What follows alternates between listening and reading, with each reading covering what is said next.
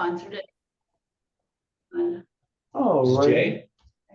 Jay, man? no, we have Jay and Nick. Nick is Different group? from Guaranteed Rate. No, total mortgage. Total Mortgage You're the man. was Guaranteed Rate a long time ago. Yeah, guarantee. Yeah. I just saw Jay we did a coffee connect in Monaco the other day. Oh, you did? Oh, yeah, it was awesome. 40 people showed. Wow. was Yeah, good. we had a good one here. Yeah. Yeah, they always seem to turn out pretty nicely. Yeah. Yeah, It was yeah. nice. I'm sorry I missed it. I'm like, oh, You got your reasons. Yeah. So we'll kick it off. Thank you, everybody. Thanks for inviting us in today, team. We really appreciate the opportunity. Oh, thank you. Are we recording? Thank you.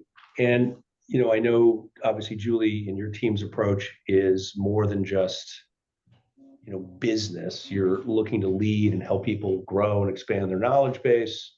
Our belief is that's another really important aspect of our service is understanding and education, and sort of empowerment's a little dramatic word, but I think people owning and understanding the direction of their finances is really critical.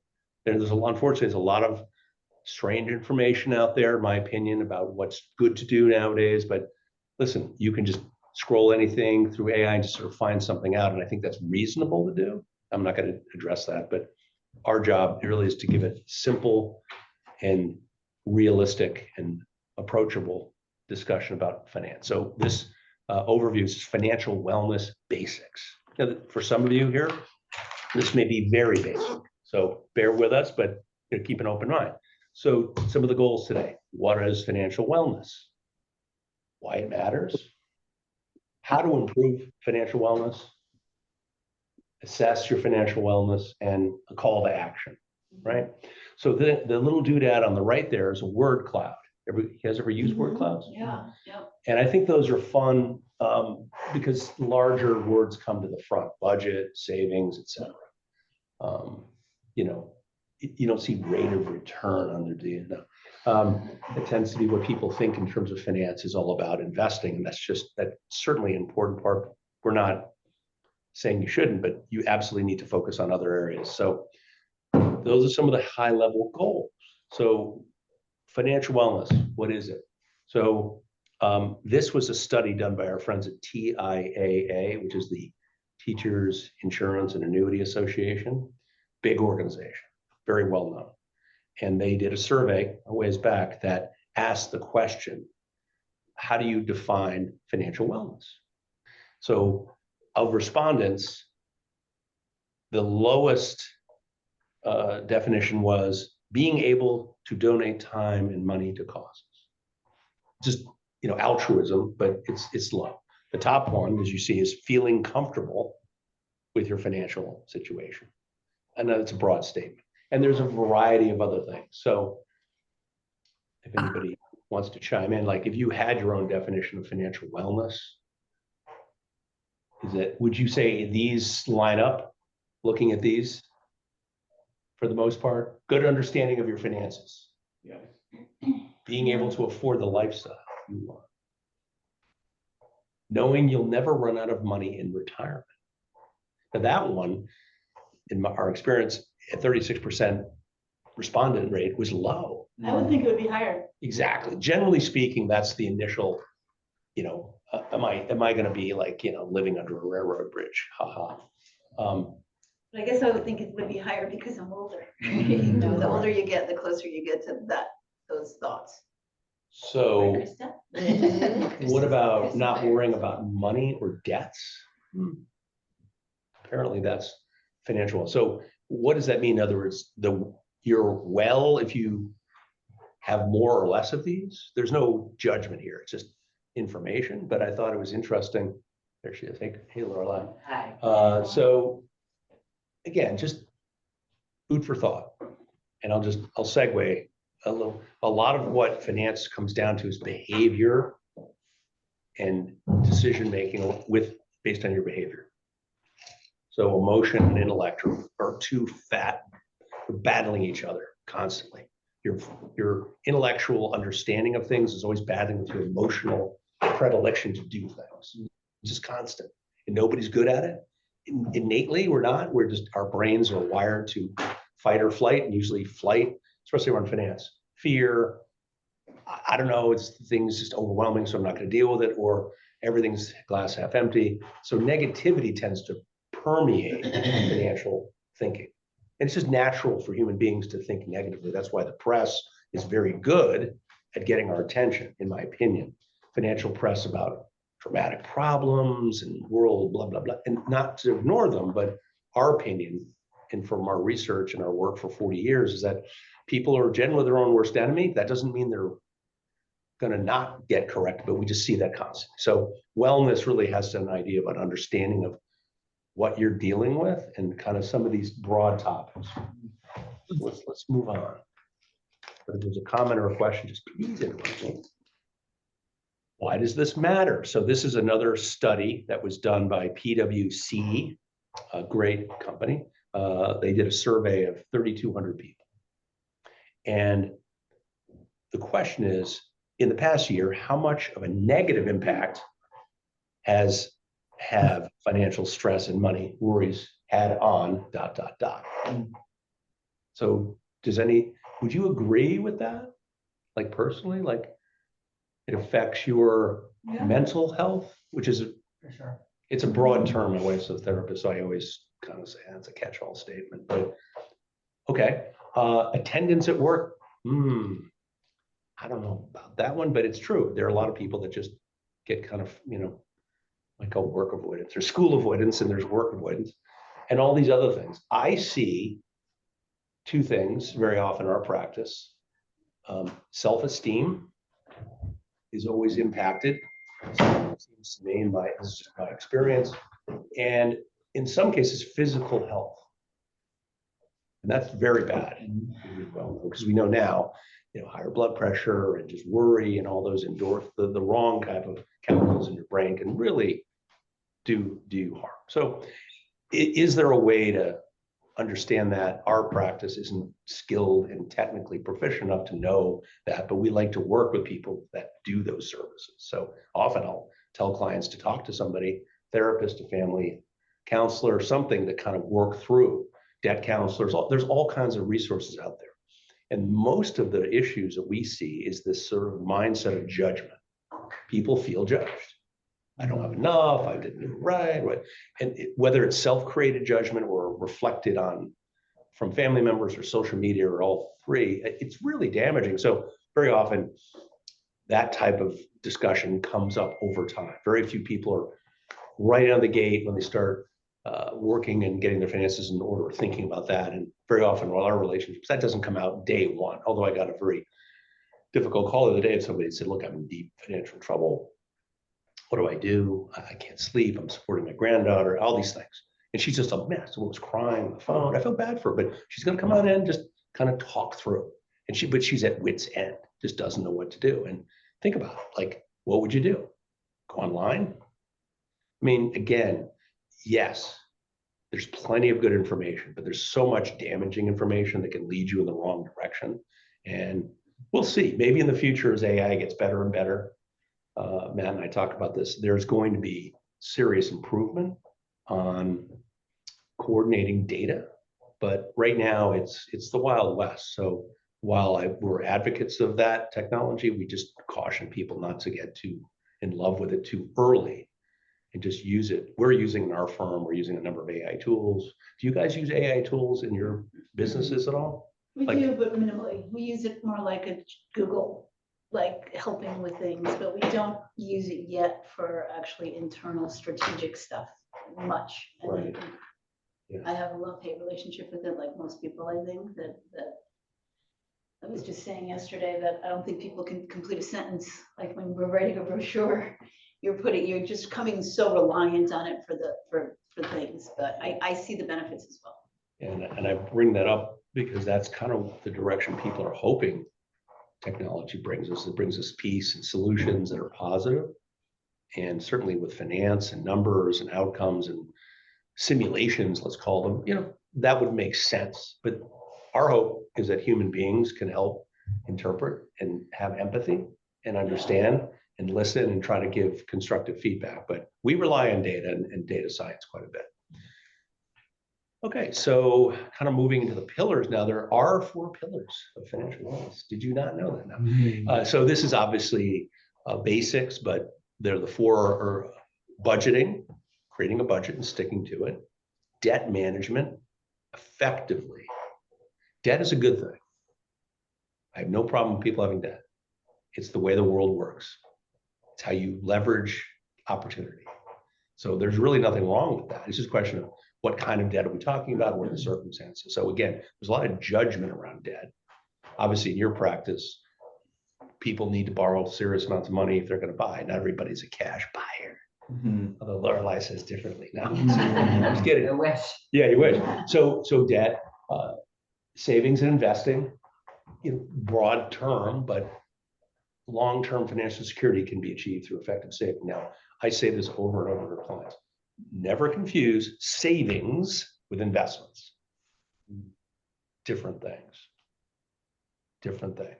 Investing is speculative. You can lose money, sometimes a little, sometimes a lot, sometimes you can make a lot, make a little. And saving is a concrete backbone of the ability to take action. Investing, you can use your investments in order to take future action, retire, maybe buy something. But savings is your fundamental, toll road of getting things done. So everybody should talk about a savings plan as well as an investment. So example, some people say, I don't know, how much money do you have in savings? Oh, I have X. Oh, that's fine. What would you make feel better? I ask this all the time. So client was in our office yesterday, a young man, and he makes very good money, but he always feels like he gets this big bonus and he puts a little bit in his Synchrony savings account, and then over 6 months, it like disappears. He also has 3 little kids. I said, what is your number though you feel great about? He said, 50,000. Why is that? Just because over time, he didn't say 150,000, he didn't say 5. So each person should come up with their own metric and do that. I would suggest, don't judge yourself, don't say it's wrong. Some people in the old days would use credit card lines as their savings. Not generally a good idea. So very important, savings, investing is whole. Someone's making coffee. Okay, protection insurance, somewhat self-explanatory, but emergency fund and appropriate insurance coverages. I'll go a little more specific on that because that is an area that is sort of the bedrock of a plan, but it's often done in a vacuum, meaning employee benefits or personal stuff, great, and you kind of cobble together protection, but what's an appropriate amount? Another small example, client called me from Denver the other day, and she said, I was talking to my property casualty agent, P&C, and my client has $1 million umbrella liability. And she's worth, let's say, 5 million. Do you think that's enough umbrella liability? Remind us what that is. Umbrella liability means if somebody sues you for generally some sort of fault of yours on a property you own, or your kid kills somebody in a car accident, God forbid that's happened to me. You wouldn't want to know how messed up that is. And then they go after you and they see, oh, you've got a $2 million 401k. Out it goes if you don't have the insurance to back it. But umbrella liability is that, just like what it says, it's an umbrella over your net worth. I'm really talking personal now, not commercial liability. This is personal, but the umbrella is cheap. It's like a couple $100 a year for $2 million. So definitely look at that as a risk. Okay, the question becomes, well, how much umbrella liability should I have? It should be, 2 times your net worth, or at least 1 times your net worth. That's my opinion. PC agent would know better. So that's an example of things be blah, blah, blah, blah, blah, kind of, and then next thing you know, it's just a simple, fundamental building block. And then your mind works very interesting. Once these things are in place, savings, the insurance protection, your subconscious mind, and Dr. Floyd now, is very powerful.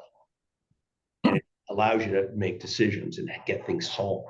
But when your mind is cluttered and confused and worried, that subconscious doesn't work as well. So getting a will, getting your taxes right, getting your investments up to date, whatever it may be, in general on the financial side can relieve that cloud and let you focus a little more. That's my opinion, and I've just seen it over and over and over. So those are the building blocks. Budgeting, sounds like dieting. I don't like the word budgeting, but the industry likes the word budgeting. Who likes the word budgeting? Do you guys like budgeting? Dieting does. Who likes dieting? Not at home. Right. Krista always wants to talk about it. That's good. That's good. Well, I call it cash flow management. Sounds a little less crazy, things go to expenses, things go, so whatever. But you self-talk, you've heard this whole concept of self-talk, very important with finance. You've got to come up with words and phrases that allow you to recalibrate, I live in vision, not in circumstance, things like that. There are other ways to talk about finance than just the standard. Right. That's what I'm, yeah. So I'll segue on this. I'm not a football person, but the Philadelphia Eagles, right? They won the Super Bowl last year. Yay, I love you. And they're so You just got her. Go Birds. that's right. So they're good. So, yeah, you gotta like the so my point is this one person that I met, he's very interesting. He's a sports psychologist.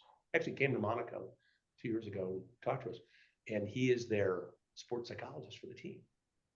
And So everything is a sports metaphor. in not practice? necessarily, but he talked, mostly also the financial services industry's got their hooks into himself. He's talking, but his thing is on self-talk and live in vision, not in circumstance. So as self-employed entrepreneurial types, I believe strongly in coaching, self-improvement, and find your headspace for people that you get motivated by. I don't know, what were some of the old guys? Tony Robbins, whatever. I mean, some of that stuff's a little hooey for some people. Other people, it's Jay Shetty. I believe in this. I think that needs to keep coming in. I talk about it with clients. Who are the people that you like most right now? Dr. Elko, Jay Shetty, the two people I mentioned are probably my current go-to. I like Brene Brown. I think some of her information is really fantastic. Yeah. Doesn't she do a lot on, is she the shame one? She talked about shame. Shame. Yeah. Early Yeah. on. That's right. You have to take your, it's just so hard not to get consumed, but those are the people that Eddie? Jay Shetty. Go around your house and pick it up, maybe some insulation and then this from the week. We took it. I know. Thank you. Jeez. He's getting his siding done. Shetty. Shetty, Shetty or Y, SH. Sheety. He was interesting dude. He was a monk for 4 years. Young guy, became a monk, and now he's just this really big therapist, influencer, blogger. And his book is one book I read. It's called Think Like a Monk. It's really cool. Stuff like that. Just I have that on Audible. I just bought it like a week ago. it's interesting. You have to kind of get through it, but there's a number of tools. So And it was Dr. Shetty, and what was the other one? Dr. Kevin Elko, Elko. He's got a blog every Monday. You can just sign up if they're not going to spam you. Dr. Kevin Elko. It's called the Monday Cup of Inspiration. Monday. So it's literally 3 minutes of this dude talking. Now, again, I'll preface it by saying he grew up in West Virginia. He lives in Pittsburgh. The point is, he's a very religious guy, but he does quote scripture once in a blue moon. That is not the intent, but just got to be ready. He's a little evangelical in his talking. But this dude worked with all these major football teams. Nick Saban, if you know who Alabama is, worked with them for 10 years. I mean, this guy is the legitimate thing. So you got to take it for what it's worth. They don't bring these guys in unless they're legit. So his stuff is that. And he does quite a bit on. He does a lot of corporate. Like, He can do corporate. He came to Monaco. I mean, yeah. but I've heard we did a webinar a couple of years ago. He did with us, and he came to our office and spoke. But he is just a fantastic resource for kind of unbundling your judgment and just letting things work. And one of the things he says is, don't look to be a blessing, not get blessings from other people. Now, I know that sounds religious, but most people are like, what's in it for me? And his point is, no, make sure you're making other people's lives happier and better first, It's obvious, but you need to keep doing this over and over and over. So anyway, that's just my sidebar. Sorry about that, people. Moving into the next quick section of the steps. So are there steps to this whole wellness thing? Are there ways to do this? This sort of tailors into financial plan process. Anybody work with a financial planner? I know the answer to you. I just I started. do. Yeah, it's good if you, it's not a judgment, it's a question. Anybody on the audience work with a financial planner or do a financial plan? Yes. Good. Yes, no. Okay, so there are steps. These are broad steps. But in effect, budget, build, protect, reduce, save, and plan. So budget, that's complicated. It's time consuming and it can be misleading because it leads you in direction. So be careful what you pull offline. But emergency funds, again, my mindset about the guy that wants the 50 grand of savings, it is a personal choice. Matt would tell you it's 6 months of your income. Okay, fine. Matt and I joke about this. It's fine. I have clients that have 400 grand in their savings and they just still can't sleep at night. Like, what? But I have people that have $400 and they're cool. But our thought would build some sort of a plan. Emergency fund should be savings. You can use various credit instruments and lines of credit and things like that if you wish to draw an emergency. I don't recommend that. But if you do not have an emergency fund, step one, you have a 401k, great, but start with the emergency fund. Get that emergency fund to a number. I don't care if it's $5,000, $25,000. Once you're at that number, good. Then you can go to the next more important thing, which is building other things. But that savings is critically important to that sort of subconscious behavior. You don't have it, you feel vulnerable. So there's another slide down, I'll show you how people think about that. But here's the budgeting, five easy steps.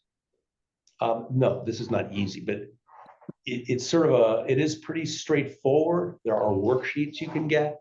I would recommend those worksheets that lay all your, what discretionary and fixed expenses are, the difference. Discretionary means, yeah, I want to spend money on traveling to Greece, or whereas fixed is rent, Necessity. you have to itemize that. That's what fixed or variable. And then you can average those expenses and then monitor and do that. There are several apps that do this now, which you probably know.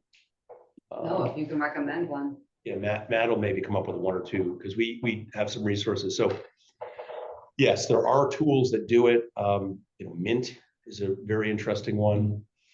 And a lot of people find these things to be fantastic. Do you know the other ones off the top of your head? No, it's over life. Yeah, gotta be a little careful. It's And we all use our own person. yeah. So budgeting is an incredibly important, liberating process for most of us. But it's not like if you don't do budgeting, you're a mess. No, it's prudent to do it. And some of us do it, very detailed. Some of us just literally take out a piece of paper and write down each category and how much it is, and then kind of inflow, outflow. As long as you know what the range is, you're in good shape. What do we got next? Oh, here we go. There's more surveys. Can I ask you a question though about the Yeah, budget? yes. So, okay, so you sit down and you get all your expenses and everything, and that I guess is like you're going through your credit cards and you're looking at how you're spending your money. Mhm. And then how do you decide what your budget should be? So it's more of a function of fixed and variable to decide how your budget should be. Variable is variable, fixed is fixed. It's hard when we are 100% commission based. Correct. To do this stuff, you know what I mean? I mean, we can, I want to know how to. It feels harder. Right. So I was once 100% commission, so I completely understand. Believe me, I had 4 kids at the time. Kids like, Dad, what are you doing? But that was a long time ago. So the fixed and variable, so you're saying, how do I decide what my actual nut should be or my spend should be? Part of it is, do you include savings? Pay yourself first. Is that part of your budget? Very often it's not. It's a good one. Put it in there, and the things we talked about, insurance protection. Well, really your dwelling is supposedly your highest cost, right? what do you tell your clients? 30% of your income goes to your housing or some variable, I don't know what it is, but It's Often more. also variable. I It is know. variable. So Some it people- depends. Some people, are high-end clients or, anyway, it's just variable. Yeah. Yeah. Depends. Just like if your income is variable, to your point. how do you You'll judge? always have I guess if you're doing well, your non-variable costs are gonna go up because you're gonna do more and you're gonna spend more on yourself. And if your income's down, your variable costs will go down because you just can't afford to do the things you So want to do. yeah, you're addressing what is called lifestyle expenditure. So people live up to their income level generally. It's not a good thing, but we're in a consumer society. This economy, 70% is based on the consumer spending stuff, which God bless us, we do a lot of it. But that becomes sort of consuming. So shopping and buying things regularly. Your point is that can eat up a lot of your cash flow. Next thing you know, like, how do I budget for that? And that really becomes more of a serious discipline of what is your expenditure going to? Is it going to paying off $45,000 of credit card bills or balance? Or is it, no, I don't have any of that. I'm just, or where should the money go first? Fixed, but is that emergency fund zero? Well, that's where some of that money should go. I say, I know it's heresy. Don't put money in your 401k until you have what you need. There's no point. There's no point. I'm not talking indefinitely, but get to the point where you feel like, hey, I've got 5, 10, and if you need help, find people that can give you guidelines. But I absolutely believe that. That's what I'm saying. So that might be part of your budget. Like, oh, I need to save $5,000. So I'm going to have to start, putting away, $450 a month until I get there. So that to me is what drives how much your budget should be. Now, on a variable income, you're right. Let's say you're Zippo for a month or two. That's where that savings and reserve has to come in. Yeah. And without it, you're kidding yourself. So once that reserve, think of it as a silo of grain. I know it's corny. I don't know how I got on that. Corny, rain. You like that? Oh, see, you picked it up. But as that, you fill it up with the money, the savings, and then when it draws down over time, just put a little bit more back in there to keep that level higher. And that will do you in good stead. So budgeting, there's some nuance, but I think we, yeah. So this study was bankrate.com. You guys have heard of Bankrate. It's actually a pretty cool site. Only 46% of US adults said they have enough emergency savings to cover 3 months of expenses. What does that mean? And then what would you do if you had $1,000 expense? I know it sounds really sad. 5% would take out a loan. 41% would pay from their savings. That's okay. But the other, folks do other means. You probably heard these things on news blips, like, the average person can't pay for a $500, repair. And I know that it is what it is. I know we're Fairfield County-ish, this is maybe not so true as other parts of the economy, but you'd be surprised. So I know we're dwelling on the savings things quite a bit, but those are the various things we see a lot. Higher than expected medical bill, that's a big one. We see that often. I know somebody was in my office yesterday. He's a former US Olympic skier in the 80s, and he has terrible back problems. Spinal fusion, okay. And he's gonna have to spend like 80 grand on surgery. Because the insurance through Medicare won't cover his doctor and he wants to go. So these are the kind of things that happen. But your question is, do I have to plan for all these now, even if they don't happen? No, but generally speaking, having liquidity, being liquid, same as having savings. So if you want to sell your Bitcoin or your gold bars, or whatever it is you need to do, that's okay too. It doesn't have to be in the yield dusty savings account, which years ago was a joke. That's why people didn't build savings accounts, because they were a joke. Now they're not a joke. You could still get 3.6, 3.4, 3.5 on safe cash. Fair enough. Good idea. Yes, you can go higher up. We can get like 6.5% on bonds and various strategies. Probably a smarter move. That's just another story. So these are the different types of reasons you need an emergency fund. Obviously, you can kind of scare yourself silly. I'll flip on to the next one. Protect assets and income. I know some of us have talked about this. I think it's somewhat obvious, but There's various reasons leverage makes sense. Borrowing money is leverage. Makes a lot of sense to me. You have to be smart about it. Leveraging your dollars though to protect other assets is really what insurance is. You're taking $1,000 to protect $100,000. But most people look at it, protection as an expense, not as a financial leverage. So that's kind of a mindset, but everybody's had their own experience with it. I would say that these different topics, life insurance, disability, long-term care, P&C's property and casualty, that's that umbrella, home auto, and health. So most of these are well known to people. What does this all mean? In your guys' industry, being self-employed, obviously you're kind of on your own, but things like income replacement, if you couldn't work because you had, Parkinson's, that may be game, set, match for some people. So you should look at that. Life insurance and these other tools, you really have to do a little more analysis about what's the benefit, what's the reason, what are the costs. We talked to a client yesterday in New York. He's 70. He's got all kinds of health problems. He need $250,000 of life insurance to cover his mortgage. Term insurance was $12,000 a year because he's unhealthy. So it's a little bit of a wake-up call. So all these tools matter, but costs matter, and you have to just have a dispassionate analysis of it. We just looked at all the tools, and this is what you can do. P&C, we always recommend every couple of years your P&C policy gets reviewed. We do a lot of independent third party. We just get your data, give it to a really good PC agent. They do a synopsis and give a report back. Some of our clients go, look, my person is fine. I'm happy. Good. But we always recommend that there's some sort of analysis there because of these gaps. One of the things that Matt and I were talking about on the way over is one of the biggest mistakes we see these days, it's not that, is in 401ks and IRAs. One of the biggest mistakes.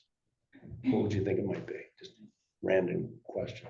People taking the money out Great, Ann. Good thought. and paying a lot, Any other biggest mistake people make with their IRA and 401k? not maxing it every. Another good answer. You shouldn't max it until you have your savings all set. Right. That's my opinion. Mhm. Everybody can say, here's the biggest mistake. Not updating your beneficiary designation is one of the biggest problems that's out there, especially when people switch employers. The 401k doesn't, the beneficiary at the 401k, wherever, doesn't go to the next one. Also, I have my parents as my beneficiary. Yeah, when I was 20. This happens over and over. Also, if you're a single person and you die without a beneficiary, woe betide you. Happened to me with a client. I feel embarrassed, but he had a lot of his money not in my sight line, which is always what I tell people. Let me at least see everything. And he all these things. He had a $2 million 401k, no beneficiary. Oh my God. His wife was gone. 2 daughters. 100% is paid out to his daughters taxable. Taxable. So what should have So if it happened? was a beneficiary, would it have been taxed? If there was a beneficiary, his daughters would have inherited the IRAs and been able to spread out the payments over 10 years. Used to be their lifetime, they changed the law. But that tax miss was 150 grand. They just disgorged it because the IRS just says, no, you got to take the money out. And when you take it out as taxable income, oh, by the way, taxable income, the whole thing was a nightmare. So beneficiaries, If it was inherited, it would have continued as a Correct. 401k, it just would have changed hands. correct. Continued to make money for them. And it was just an audit. We do it all the time in our plan with an audit. Here, are these the beneficiaries you want? Yeah. And make sure you change them. And it's okay to change them. But remember, your beneficiary designation, I'll step back. Your will, if you have one, does not dictate where your retirement money goes. IRA, 401k, annuity, or life insurance. None of those assets or tools are passed by your will. What is the will, doing? Well, one second. The beneficiary designation is the legal agreement between the insurance company and the contract owner to pass the money. The will has nothing to do with it. Very important for planning. The will basically says my other personal property, my home, my car, my bank account, I want to donate money to my son, for 5 years or something. Also, it allows for certain mechanisms if debts need to be paid, things like that. But it's very important to have one, but that's a whole nother thing. Okay. So what are we doing here? Reducing and eliminating debt. I mean, I love these infographics. Who comes up with these? This is the second bullet down. It's come up more and more. Consolidate. So if you have credit card debt of any interest rate and you're just continuously carrying it, unequivocally, without a doubt, find a lender with zero rate for 6 months to a year, refinance. I don't care if you give it to PayPal to do. Just get out of the interest rate bind, free yourself of that interest rate, and then use, man, we're talking about this today, is the snowball method. It's called the avalanche method. So the snowball method means take your smallest debt and just get it done first. If it's a $500 bill, get it out of the way, and then keep going to the bigger and bigger and bigger. The avalanche method is sort of the opposite. You take the highest interest rate payment, the biggest nut, get it out of the way first. None is wrong or right, but we see this very often, and it happens. I talked to this guy the other day. Oh, I have 30,000 in credit card bills. But he also says, oh, I have them at 0% interest. And that is it is highway friggin' robbery. What the credit cards charge you. Do you know how much they charge? 25%. It's a joke. It's a good How business. would he get 0% interest? Credit card companies are constantly doing it. They say, Julie, Discover card, or I guess they're still Discover, 0% transfer your balance. It's called balance transfer. You give them $50,000 on your credit card bill, they take it in, they charge you a fee of like 1% of the balance. You might give up $500 or something, but then that whole balance is zero interest for the next year. Now you can attack it. You see? So you're not Then that- after the year, it goes right back. Exactly. right. No, you So, obviously have to really be smart about it, but plan. but that kind of thing we see Can as you a switch big. it out for a year to another one for You absolutely can. No, it's So musical chairs, It's kind of like check kiting. but it's totally legit and it's fair as long as you're making progress. Yeah. You're not just floating the balance minimum, and then just flipping it constantly and having no pay down. So that's important methodology we see in budgeting that gets people unstuck if they are stuck in that or they're feeling concerned about it. I have clients that have like $200,000 of credit card debt. It's like, how did that happen? And then one person with 2,000 and they're freaking out. And I'm like, okay, no judgment. Just if that's bothering you, let's solve it.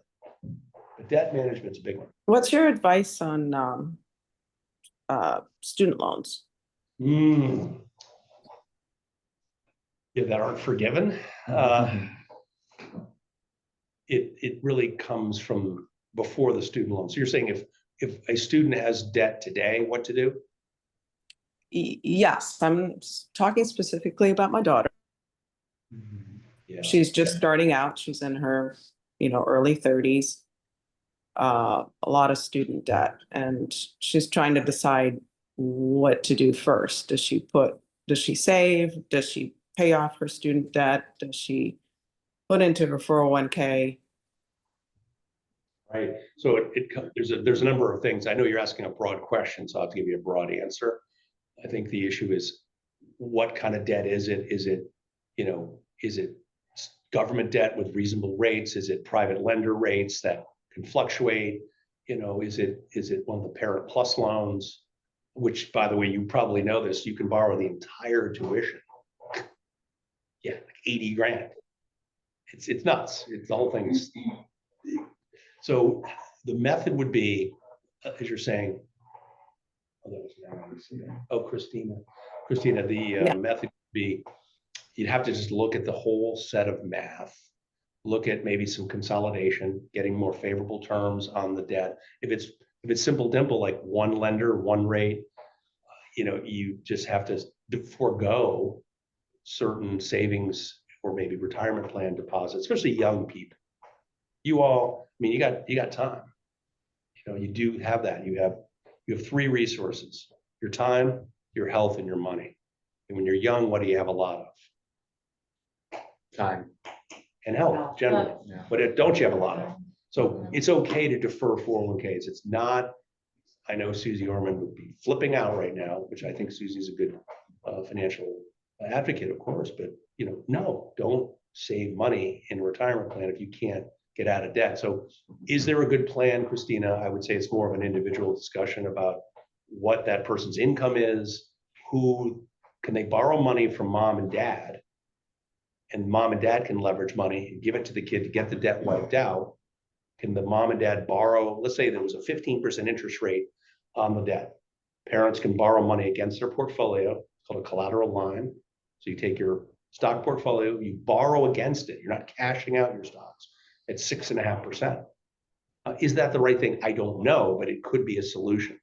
And that's what, we do it. We have Goldman Sachs do it for clients. It's really simple. You don't have to have a lot of money to have a line of credit. It just can't be an IRA. Anyway, so that could be Can I it. ask a quick question after you're done? I don't know if that answered enough. I mean, it really, unfortunately, it does depend on what the interest rate is. Going into it, if she's already graduated, right, and just has the debt, Correct. She's working. it's not too late at all. And it's never too late. But obviously, 4 years earlier, like what does that pathway look like is really should have been the conversation. Like, how much debt are we going to be taking on by the end? And if she's got a good job or a job, thank goodness, that's going to be a big issue. The employer, if it's a large enough employer, can offer match payments on student loan debt. A number of them do now. You just have to ask. If it's a big enough employer. Moneco, no can do. I don't think we've done that yet. We're working on it. But it's a huge thing in lieu of type of thing. In lieu of. I would say in lieu of a bonus, in lieu of a 401k. Bet darn too. Why not? I mean, again, not shaming. Student loan debt can be tricky. We've seen it all. 600,000. Nuts. It's a crazy number. How did they get there? I mean, this is sometimes 2 kids in a family and the parents are up to the waterline. That's what I see mostly is the parents are really left on the firing line because they co-sign. And they're like, what do we do here? And it's some financial engineering for sure, budgeting and decision-making and, kind of robbing Peter to pay Paul, but it really comes down to what's the urgency effect here? Is this person desperate? They have no income. They're just, people are knocking on the door. Or is it just simply a matter of getting under control with a thoughtful, dispassionate approach? Don't let emotion take over. So that's my crazy long answer. And my quick question was, and I've always been entrepreneurial, so I've never really had fixed income that I was aware of. So fear of debt has always been, like, I didn't take out a student loan, I worked through college. But what resonated with me this morning or hit me hard was how debt is good. Can be. You should have healthy debt. Like, so because we're all on, most of us are on incomes that are unknown and we are having a great year and like, why do I have this money? It's like, I want to pay everything in cash. Like I'm looking at investing in real estate and my brain tells me use cash if you have it, because the last thing you want to do is have debt and pay, and the idea of paying interest just crushes my spirit because I'm like, I don't want to pay any more than I have to. So I don't want to spend too much time on it because I don't want it to be about me, but I think some people might have, I know it's individual, but is there any, like, how my brain works? Like I can trick my brain or train my brain into recognizing certain things. So if there's any like Is there a hack? or just to remember, no, debt isn't bad. You have to analyze it and everything, but is there anything that I should be looking at specifically when debt? Because I'm thinking of specifically paying off my son's mortgage just because he's got a high interest rate. And I'm going to talk to everybody, and I know it's very, very specific, but if there's anything you say, okay, no, this is healthy debt. Real estate is healthy debt, or You need to build credit. not even to build, is Like it for your to son to build use your credit. money elsewhere? Right. Is any debt good, or is some good, or where's the continuum on that? Yeah, right. I think it's what you're asking, like, is there a level of debt that makes sense? And you're right, it is individualized, but especially with variable income, but even with fixed it, think about this. How many people do you know that he or she had this great corporate job and like panic at the disco? And everybody's like, oh my God, now what? This person doesn't have that job. They can't go out and hustle in a good way and make income any other way. they got to go back to the soup line and hopefully somebody will hire them. It's hugely traumatic. But and that's where I see couples saying, hey, you know, I don't want to take on a $1 million mortgage or whatever the number is or number, because, hey, what if I lose my job? What of this? What of that? So that is a relationship to debt. What is your ability Yeah. is more of a driver of how much debt you should have versus Yeah. debt itself. In other words, if you have the ability to figure out a way to pay because you have assets, liquid, or the ability to earn assets, I think leveraging debt is reasonable. You can go higher than the average citizen. Whereas people on a salary basis, one household income earner, it's obviously more, and it depends on your savings balance, guys, and your investment balances, and having the liquidity. Liquidity is critical to debt. It's the opposite of debt. Paying with your liquidity is fine, but having the liquidity to pay it off, you know, can be good. So it used to be in the old days, you guys are too young. Well, you maybe not. Credit card interest used to be tax deductible. Did you know that? It was like, what? And they changed that in like 1990. Wow. But that's why they changed it, because people were getting in deep trouble running up. So I don't really have a great answer, but I do look at it individually and say, if you've got sufficient cash flow and you have the ability to keep generating cash flow from being entrepreneurial, debt is a good thing, but you have to live with yourself. And you're saying, look, I'm just going to wake up at 4 o'clock in the morning. What the hell did I just do? Yeah, I But- mean, you get inundated on social media or everything where wealthy people don't pay cash, they have lots of debt. So I won't take it away from this conversation, but I'd like to learn how to leverage debt. And like, I'm looking at buying Airbnbs, or I'm looking at, should I buy cash or should I leverage this debt? And we can talk about that later, Yeah, but I I think- think that's a question that We that all- a lot of people might have. I know the audience I'm talking, but and this is not the case. It's the audience I'm talking to, but there's a lot of shell games going on with wealthy people in debt. They're in deep shit.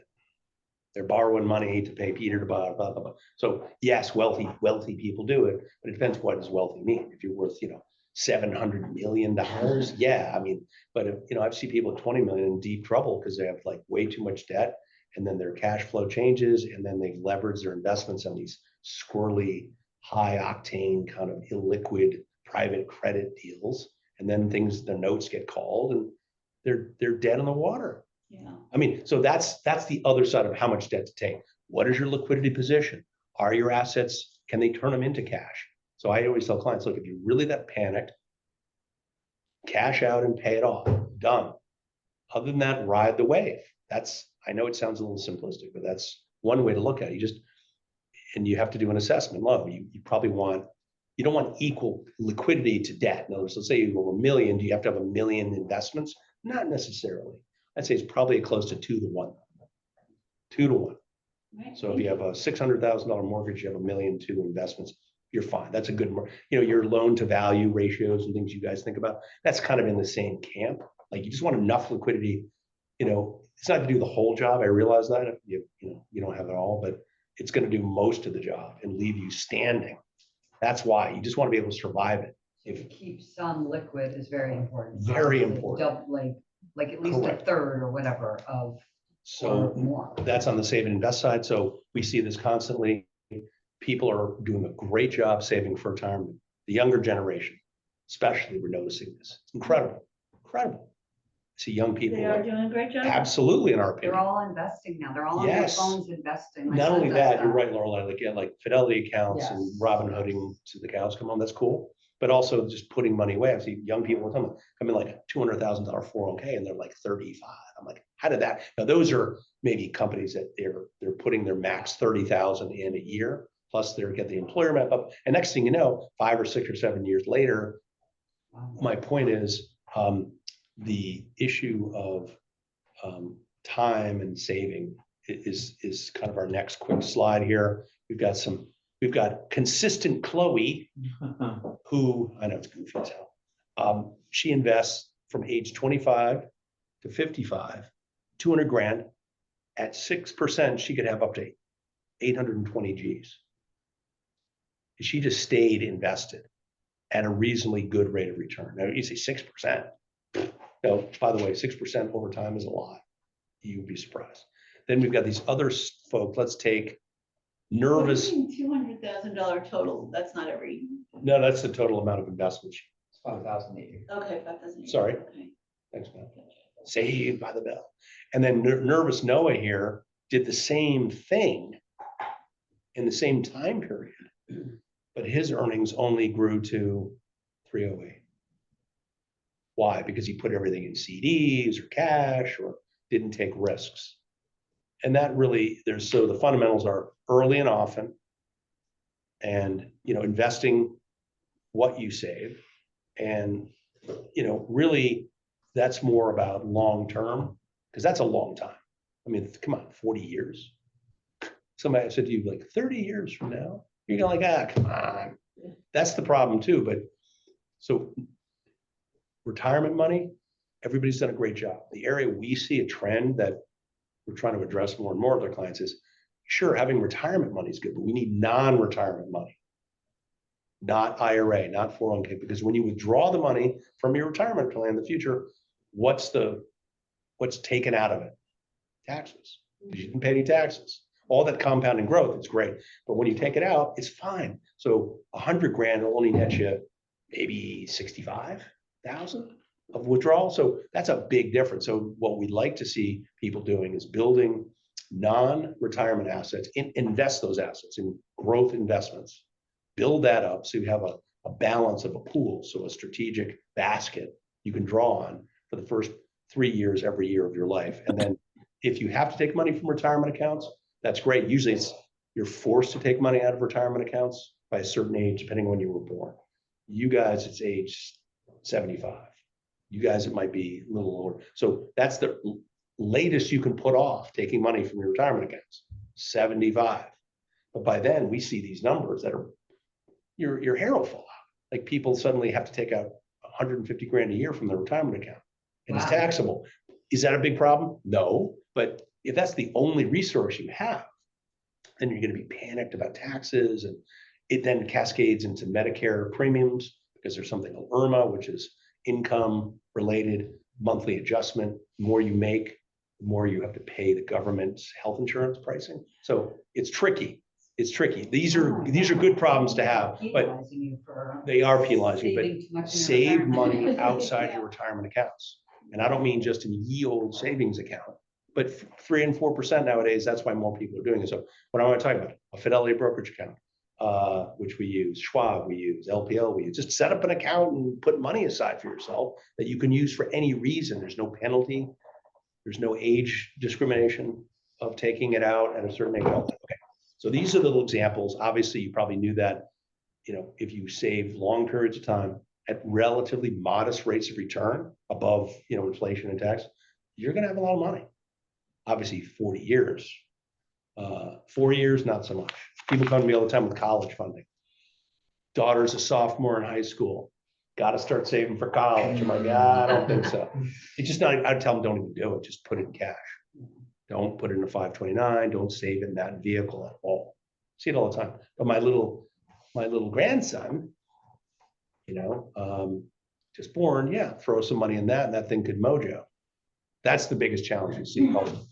This wheel here just shows the 6 steps of the financial planning process, kind of microscopic type here, but there's cash flow planning involved, insurance planning, retirement planning, investment planning, tax planning, and estate planning. And then also one-off topics like a college, new house, getting divorced and paying for that. These are issues, people have to confront. So kind of coming to a close here, there's some action steps.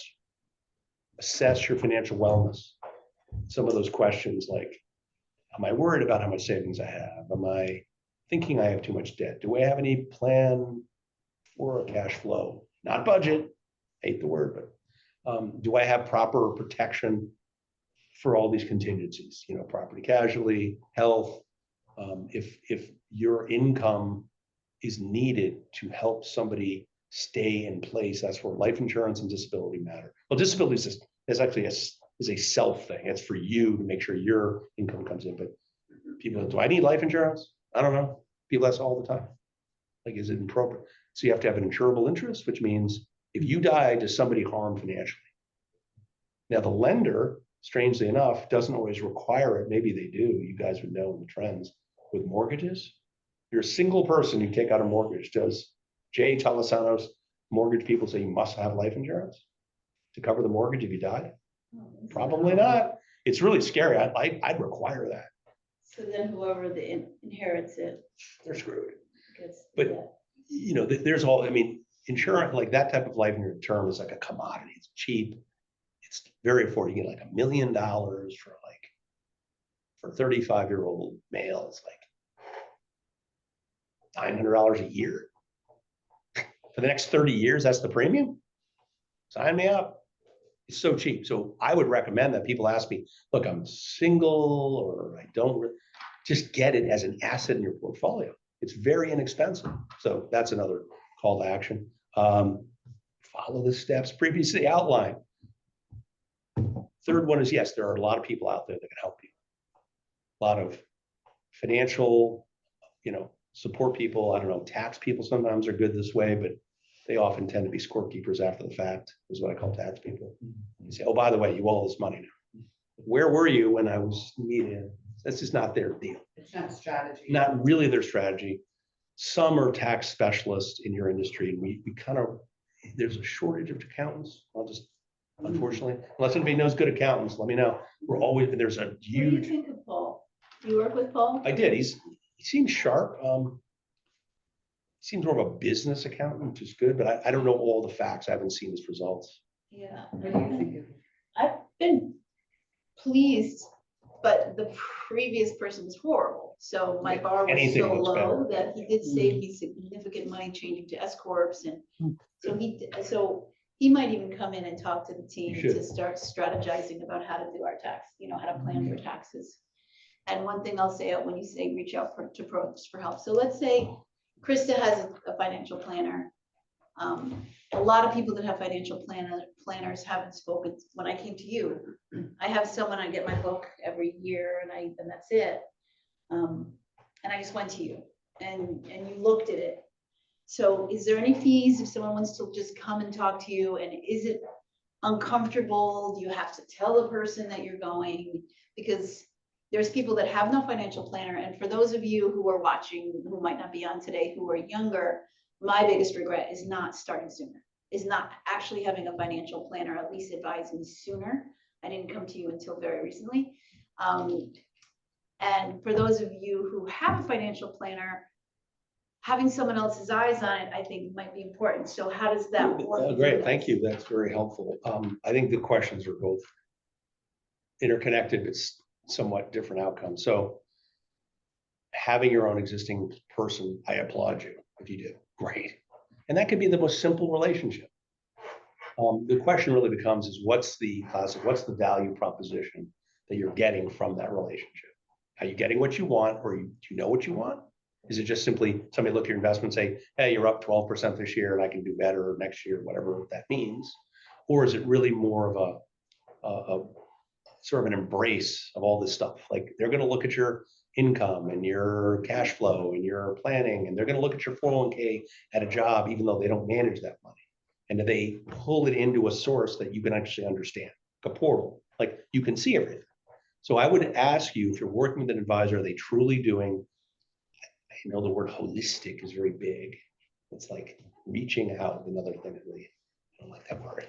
But holistic means you have to look at multiple sources and things that are in your best interest, even though the advisor should as a fiduciary. So ask your advisor, are you a fiduciary? So that means they act in your best interest. And that means they won't do stuff with you that isn't going to help you, even if it helps them. That's a big deal. And that has been a battle for the ages. Yeah, really. Our friends across the hall there, the bull there, they were always accused of that being non-fiduciary. Now they've kind of put on a different pair of pants now, and they're all kind of being forced into this corner of they need to really look at what are they actually offering their clients? What is the value they're getting beyond the investments? Why would anybody work with someone who's not a fiduciary? Is is other, like, is Merrill Lynch fiduciary or? They can wear that hat. It just depends on what they're doing. They can, they I absolutely can. assumed everybody was Yeah, supposed to be We fiduciary. are, we're Yeah, fiduciary. we have to Right, be, no. but. It's become a big issue. So the other iterations, I have a professional designation called Certified Financial Planner Licensee. So CFP has to be a fiduciary. So that's what you want to I would, probably be I would looking for. imagine that would be a minimum bar for true holistic health. So look for a CFP. Have you guys seen those commercials on television? It's got to be a CFP. And, oh man, I watch way too much television. But a certified financial planner is, a process that embraces this infographic 6-step process. There's an engagement, there's a review process, there's a monitoring process. As a client, it may not be obvious that stuff's going on all the time, but that should be very readily reachable and understandable. Also, look at, if you're a financial advisor and they're of any scope or size, look at their offering digitally. What are they doing online? What are they saying to people online? That also tends to uncover good things. Like, wow, I didn't realize that. Can I take advantage of that? We have a couple of slides on that. But if they don't say it, and it looks like very, McSighty, as I call it, like just like nothing, you got to begin to ask questions. If you need an advice provided, unequivocally, our business is we want to help people that are important to you. If it's important to you, it's important to us. So if there's somebody that has a topical conversation around money, and money is a topical conversation. It's not like, hey, I killed it in the market this week. More like, I'm kind of sketched out about buying this house. I don't know how much I can afford or something. Those topics are coming up all the time. Where our type of practice is always available as a resource to our clients as a service, saying, if these people are important to you, we're not going to charge them to visit. We just want to fit. We do want to see if they need help. If we can't help them, we'll always give them better guidance than not showing up at all. But so there's no fees. We meet people all the time, just conversations. It doesn't met 2 or 3 people this month, and like, yeah, I've got to think about it. I'm fine. We're fine. So yes, you should definitely seek out professional guidance that's fiduciary. We also, if you're not sure how, and some people ask, like, how do you people get paid? How does this work? This mysterious compensation. You guys are on the firing line. You got to talk about how you get paid, right? It's no secret. Didn't they just make it legal, like very recently, that you guys have to disclose how much you make on us? Or, your clients? Well, Like financial planners didn't have to even just, No, I or mean- was it you that just said that 10 minutes ago? Well, the fiduciary rule was versus the broker rule. The broker was they would just sell stuff to you, and it didn't matter if it was in their best interest or not. And there's a standard that the regulators came up with called the best interest rule, which means you have to have ascertainable reasons why this product usually is good for that person. Not just for them to do a transaction and make it. Correct.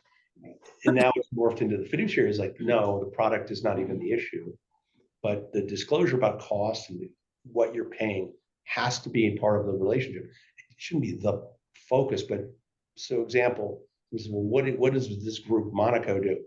Many people come to us and just say, look, I have all my money in my 401k at work, or I'm just building my net worth, or I own a business and that's where all my money, whatever it is. They hire us just to do financial planning for a fee, very modest fee, like a gym membership. It's Equinox though. It's not the Edge, sorry. Okay, but don't get scared. It's not bad, but that approach, does that lift a little bit of anxiety off of people? Like they don't have to give you all their money to trust them. But very often, people want both. They want the professional management and the oversight and the coordination of a plan, but they also want some guidance on how to manage their investments better. So those are usually blended together in a practice, and they're usually one flat fee for both services. It's not like one is separate than the other. So very often in the old days, I was going to pick on a big insurance company from Milwaukee, Northwestern. Sorry, Northwestern's a very good company. They're a very good company. I mean, their financials are good, but their thing was, buy all this life insurance from us, and we'll give you a financial plan. They wouldn't do it on the standalone because their model was not to be compensated by doing financial plans. And I know it's morphed and changed, and there are a lot of good advisors out there, a lot of good ones, a lot of whatever. But yeah, so hopefully the call to action is get help from pros. If you have an existing plan or advisor and you're like wondering kind of, is the grass greener? Yes. Have somebody look at it, have somebody review your situation. Usually there should be a process, like, is this the right fit? Can you see yourself working with this firm or person? Who is their team? Who backs them up? Like the one dude wonder, sorry, that may or may not work anymore. One guy person working in office, where the person answers the phone. What happens, is there enough resources around that? And maybe that's good for your situation. You don't need a lot, but I would argue that you should have a depth, especially now, because there's a lot of specialization, a lot of collaboration. So that's our little ad there. You see the wonderful people here, excluding myself. And just a shout out to all three of these guys who were at our party and who supported our party so much, which are client appreciation party. So Yeah, we thank loved it. you. It was great. We met a bunch of people. And our team, Moneco Advisors is now 68 people. We have multiple offices: Fairfield, Glastonbury, Hamden, New Canaan, the Berkshires, up in Pittsfield, Mass, Westchester, and Bergen County. So quite a number of people. We have quite a few professional, we have 16 CFPs, 2 MBAs, 2 JDs, 7 retirement certified professional designations, 2 chartered retirement financial consultants, and 3 chartered financial consultant designees. All that being said, there's a lot of, studying and credentialing and professional improvement that the firm believes in. So it's just not, 2 men in a truck type of deal. And there's a lot of that in the industry. There's a lot of like onesie, twosie firms. And by the way, they're probably good. I'm not saying they're not, but sometimes you wonder, hey, is there enough depth of field here? Are there people that can help us? So that is that's our outline. Hopefully they gave you something to think about. I know we're running out of time. I have one quick question, that if people have to go, but, and I have to leave, but with the everything that's happening in the world, and you're getting inundated with the dollar plummeting, and move your money, buy Bitcoin, buy crypto, don't invest, get your money out of your savings, the dollar is plummeting. Any bullet points of things to protect yourself, or is there no concern and you think it's just all BS and creating fear in the industry? I'm sure there's a long answer.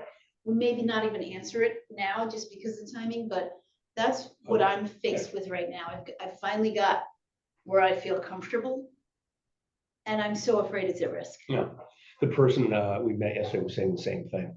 But he thinks he was an energy trader, or he worked in the New York Stock Exchange. But he doesn't. He'd rather have us do his money management, his planning. He said, I just can't handle this anymore. I don't want emotion. But he's like, Armageddon a little bit. But he's also of a political persuasion, right to me. It's pretty right wing, and I was like, okay. I mean, that drives some of that. I think these days your political motives are somewhat drivers of your financial decisions, which I've always said, vote your ballot, not your portfolio. That's number one for me. Yes, it does become but are there devaluing of the dollar and financial engineering and collapses potential? There will be corrections to stock and bond markets. What I'd say to pay attention to, and those you guys know this maybe, is the stock market is the little brother or sister to the bond market. The bond market is 8 times the size in dollars of the stock market. But the stock market's the cool, hip, influencer that gets all the credit because it's very exciting. But the bond market's very important. Why am I saying it's important? Because interest rates and quality in the bond market really drive the economy. Chair Powell and the poor dude that replaces him in May only influences interest rates just a bit. They only do certain amounts. The bond market determines rates on what?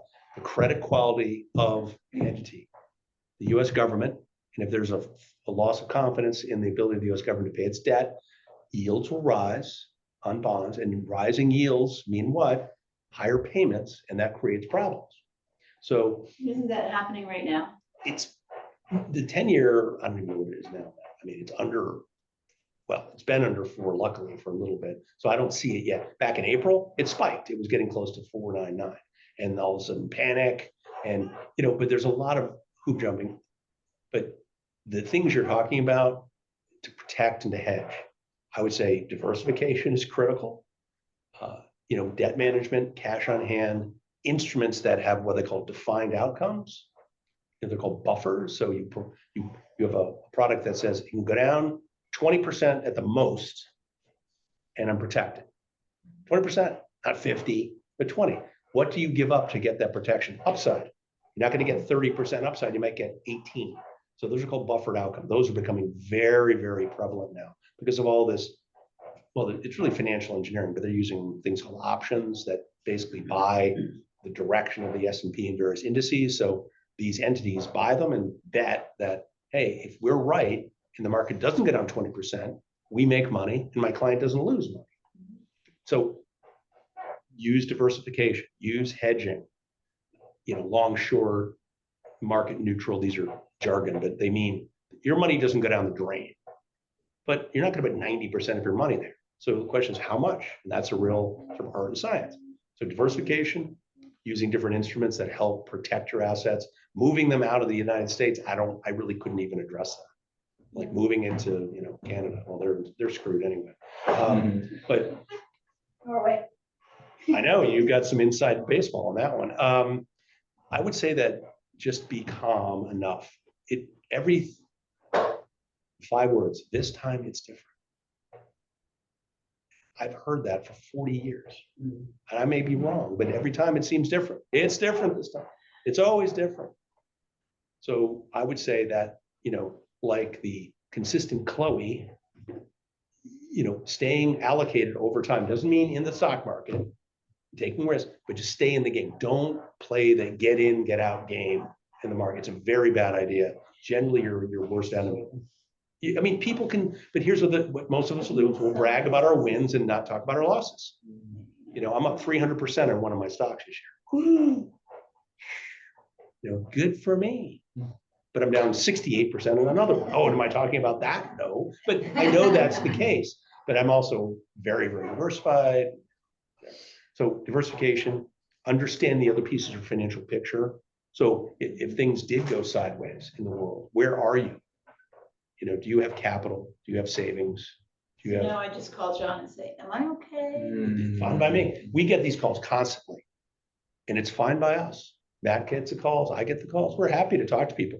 We absolutely are not at all in judgment of people's concern. It absolutely is part of human nature. When I started the conversation, I think most of it is about behavior and mindset first, but it's not a game to me. It's simply human beings.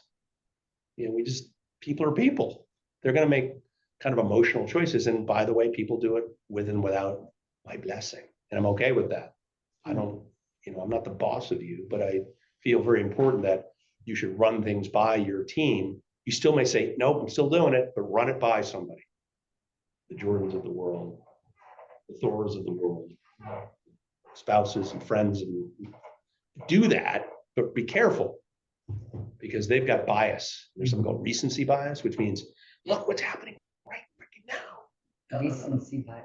Recency, That's interesting. very common problem. What's happening now is going to continue to happen. Well, the market going down in 2022, very bad time. So that was where interest rates went from almost 0 up to 5% in less than a year. That's like the stock market going down on the Dow is like 42,000. It's like the Dow going down like 12,000 points. It's bad. Why? Because interest rates suddenly were much higher, borrowing costs higher. So that really created a lot of dislocation and problems. I think That happened during COVID. It went from like 3% to 7%. right. So that anomaly, people are, well, that's going to happen again. I don't see it happen. I don't see rates going up 20%. I don't want to disrupt. No, we're good. 11. You So guys can- there's a deck. If anybody wants the deck, You guys we can send it to you. Absolutely. No worries. Thanks, Julie. Thank I'll you leave a guys. card or two just Bye. for laughs. People know how to find me. Some people don't. So how we doing on the digital front? You guys are good? Great, thank you so much. Our pleasure. In the chat. Why is he still talking? Thanks for coming and speaking with us about this very important subject of Baruch, and thank you, Christina. Thank you, Christina. All right, well, thank you guys very much for coming. Our We really pleasure. appreciate Always it. It wanted was to see. awesome. It's really an honor to talk to people and let's talk about our game. Can you push those over there? And we Yeah. send out the recording to everybody, so whoever didn't make it to the meeting, they often watch the everything after. And then so. the deck maybe. Sometimes people, oh, that's just, like, Oh, oh, yeah. who are those people? And if I had a question, Yeah. just be clear. We're always a resource. We're not gonna say, oh, you have to become a client. Very often I tell people, if you want to introduce us to somebody, don't fear that we're gonna put the arm on them and make them become a client. It's just not in their best interest. If they want to come and talk and just kick the tires, say, okay, great, fine.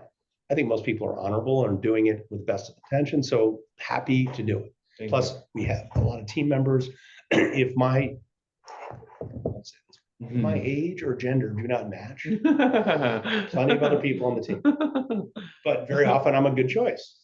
So I'm not joking about that, because very often, oh, look, I'd like to talk to somebody that's a little, fine, Yeah. fine. So that's a good thing. That's a good thing. Don't hesitate to express what your thoughts are on that, and happy to talk to you guys about anything. So Thank you. cool. very much. And here we you. are on Fridays. Thank you guys. Is it Friday? Thank you, everybody. You Thank you guys. Have a great See you weekend. guys. You Bye. too. I know.